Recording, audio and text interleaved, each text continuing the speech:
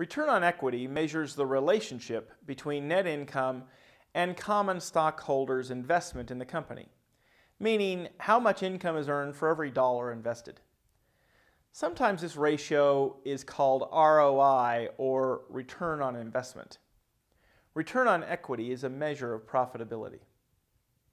Return on equity is calculated as net income minus preferred stock dividends divided by average common stockholders' equity. Common stockholders' equity is all of the stockholders' equity minus the preferred stock. Here is an income statement from our sample company.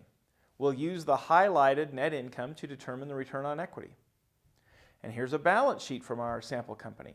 We'll use the highlighted total stockholders' equity and preferred stock to determine the average common equity.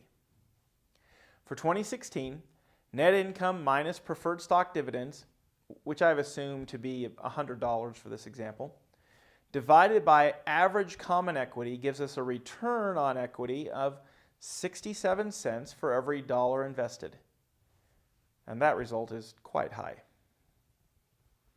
Thank you for watching. If this video was useful, subscribe and click on the notification icon to never miss out on new video. Comment, "I want to copy a book." The book is free for first 100 subscribers. Follow me on Instagram, YouTube, and Twitter. Thank you.